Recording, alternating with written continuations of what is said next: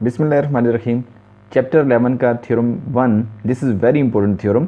और इसमें आपको ये कहा गया है कि if two arcs of a circle are of one congruent circle, या तो ये जो आर्क्स हैं दो सर्कल्स की हो सकती हैं या फिर एक ही जो आपके पास सर्कल है उसके अंदर भी हो सकती हैं। और ये जो दोनों आर्क्स हैं, these arcs are congruent, then the corresponding chords are equal. तो हमें यहाँ पे ये शो करना होगा कि जो उसके कॉरस्पॉन्डिंग जो दो कॉर्ड्स आ रहे हैं वो भी इक्वल होते हैं। So this is the statement which is given. अब हम देखते हैं कि फिगर के लिहाज से हमारे पास क्या मौजूद है। जैसे आप देख सकते हैं यहाँ पे उसने कहा था कि if two arcs of a circle are of congruent circles, तो यहाँ पे हमने जो कि उसने आपको ये ऑप्शन दिया हुआ है कि आप दो सर्कल्स भी ले सकते हैं, तो हमने दो सर्कल ले लिए। एक सर्कल के सेंटर ओ है, दूसरे सर्कल के सेंटर ओ डैश है।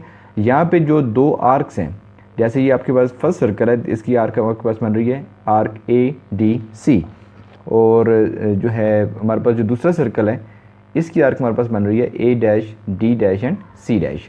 तो ये दोनों आर्क्स आपस में इक्विवेलेंट हैं, ये हमें गिवन है। Now we have to prove कि जो इसके कॉरस्पॉन्डिंग कॉर्ड है, ये कॉर्ड आपको नज़र आ रहा है, ये आपके पास यहाँ पर ए डैश सी डैश है, और दूसरे सर्कल के अंदर यहाँ पर जो कॉर्ड है ये ए सी है। तो हमने ये प्रूव करना है कि ये दोनों कॉर्ड्स आपस में जो है वो कंग्रेंट है।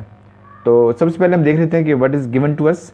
तो गिवन हमें यहाँ पे क्या है जी कि A B C D and A dash B dash and C dash and D dash, these are the two congruent circles. ये दो सर्कल्स हैं जो कंग्रेंट हैं।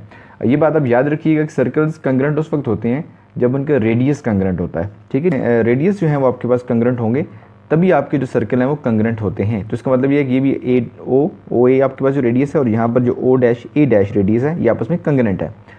तो हमने यहाँ पे ये बता दिया कि circle A B C D and A dash B dash C dash and D dash, ये दोनों सर्कल आपस में कंग्रेंट हैं, और दोनों जो आपके पास सेंटर्स हैं, एक का सेंटर ओ पे है और दूसरे का ओ डैश के ऊपर है।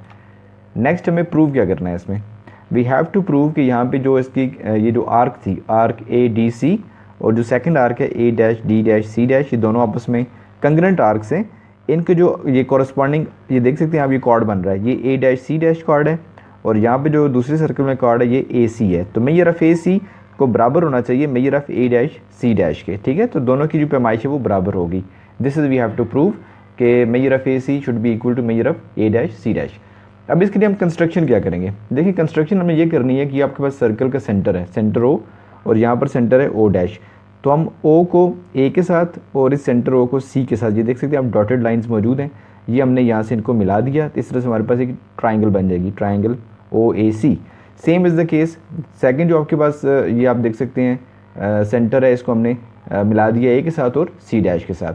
तो यहाँ पे भी हमें ट्राइंगल हासिल हो चुकी है, O dash A dash and C dash. तो ये हमने कंस्ट्रक्शन किया, अमल किया। अब हम चलते हैं आगे प्रूफ और इसके जो रीजंस हैं उसकी जानब। तो सबसे पहली बात यह है कि in two equal circles A B C D, और सेकंड सर्कल था A dash B dash C dash and D dash with centres O and O dash respectively. ये तो हमें ऑलरेडी पता है, गिवन चीज़ है हमारे पास, ये देखिए हमने सामने लिख भी दिया कि गिवन है। अब इसमें जो आपके पास आर्क थी measure of A D C, जाहिर सी बात है ये measure of A dash D dash C dash, ये दोनों आर्क्स हमारे पास बराबर हैं, तो ये तो हम जानते हैं, ये हमें गिवन था। तो आर्क्स आर इक्वल, ये भी हमने बता दिया कि ये गिवन है हमारे पास।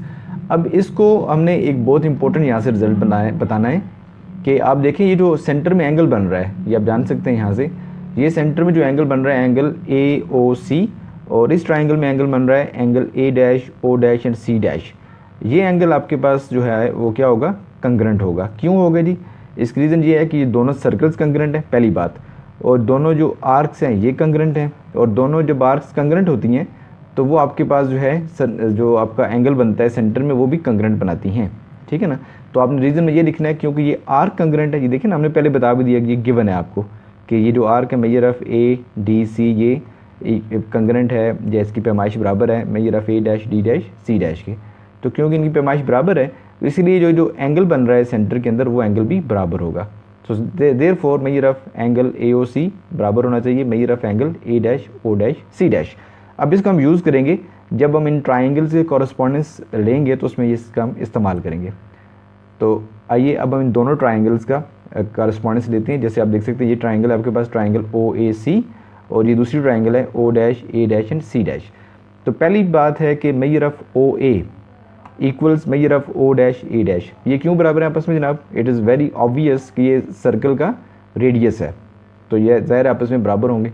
तो रीजन में भी आपने बता देना है कि radii of the equal circles, तो ये सर्कल के रेडियस हैं।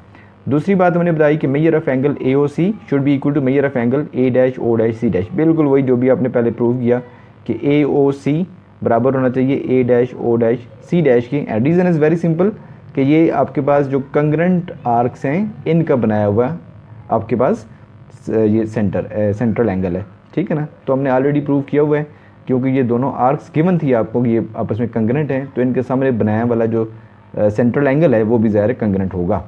अब तीसरी साइड हम बता सकते हैं जी कि ओ C should be equal to, इसकी जो पैमाइश है ओ डैश सी डैश के मेजर के बराबर होना चाहिए।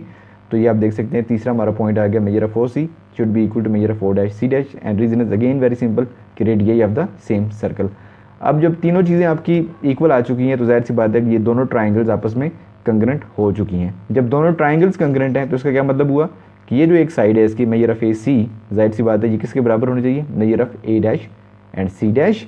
तो ये आप जान सकते हैं, यही हमने प्रूव करना था कि ये असल में कॉर्ड है ना, ये इस सर्कल का कॉर्ड है।